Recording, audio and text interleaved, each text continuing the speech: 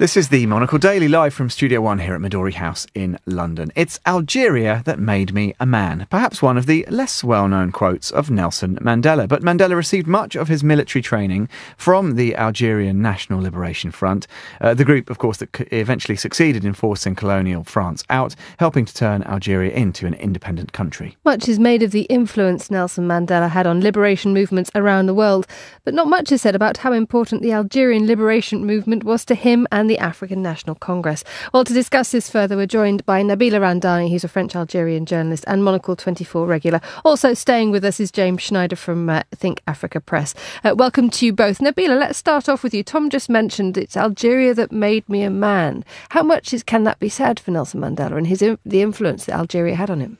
Well, I think it's a little known but absolutely crucial chapter in Nelson Mandela's life, and it really took place in Algeria. And I think this is a fascinating aspect of his career, which has been underplayed in recent days. But I do think that historically, Mandela's links with Algeria will become extremely important to understanding his legacy in general. Tom mentioned that indeed it's the Algerian rebel fighters from the Liberation and National Liberation Front who were fighting against colonial France at the time, who first gave Mandela and fellow members of the ANC military training.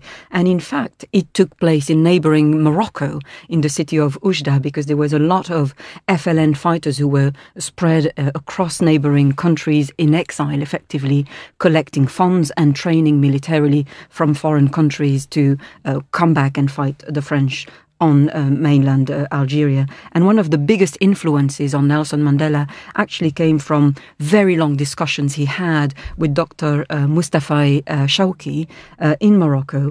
And they had, these philosophical discussions almost about the nature of liberation movements. And for Mandela, it was absolutely obvious that there was a symmetry between the fight of the ANC in South Africa and the FLN in Algeria, because in the end, both movements were fighting oppression, were fighting for, rights of individuals and fighting, colonial yoke and equality, to be equal citizens. Nabila, it's interesting you mentioned Mandela's legacy and how perhaps over time it would be reassessed somewhat. And it is interesting that, particularly think of the tributes over the last week or so and at the funeral, people tended to, perhaps understandably, shy away from the idea of Mandela as radical, as an advocate of armed struggle. In fact, many people tended to draw more comparisons with explicitly peaceful campaigners like Gandhi, for example. Do you think that's an error? Because, at the heart of his legacy, well, I'd ask you both. Mandela was a radical thinker as well, was he not? Oh, very much so, and he very much believed and firmly believed in armed struggle to fight apartheid. And I'm afraid I wouldn't put him in the Gandhi class. I think this is not out of disrespect for Mandela, far from it. And I think he would have been the first to admit that he came from a very different school from a very different revolutionary school, as it were. And that, I would contend, is what actually makes Mandela a more compelling figure for most of us. He was by no means a pacifist saint, and instead he considered that violence did have an important part to play to achieve political objectives, and a crucial one. James, to what degree do you think that the Algerian training that Mandela had on his formation as the character that he was? I think it's important, exactly as Nabila's been saying. There's been an attempt, or whether it's active or passive, it doesn't really matter, to defang Nelson Mandela.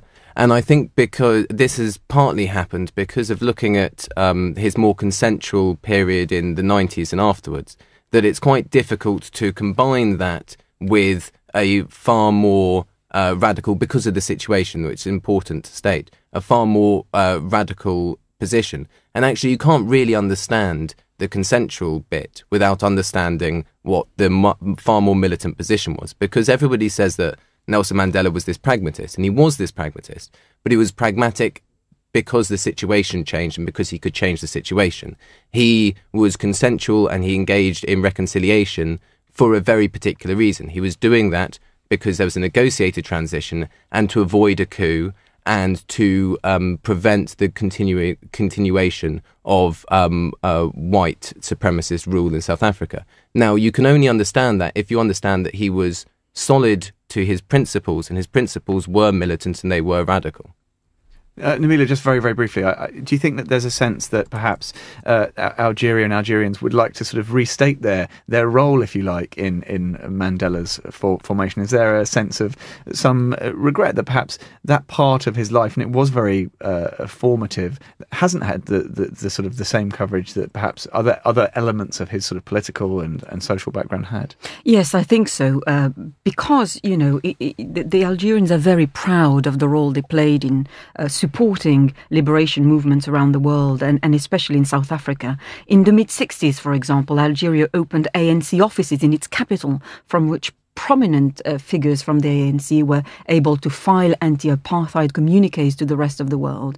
The current president, Jacob Zuma, was granted an Algerian passport, and he regularly flew back and forth to South Africa to get financial support, military support, to fight for his cause at home. And even diplomatically, in 1974, the Foreign Affairs Minister, Bouteflika, who happens to be the Algerian president at the moment, he was the president of the UN General Assembly, and he managed to get a vote to rule out, in fact, South Africa from the 29th United Nations General Assembly. So there was an awful lot of support on many fronts to the fight against apartheid, which Algeria is quite proud of. Nabila Ramdani, James Schneider, thank you both very much.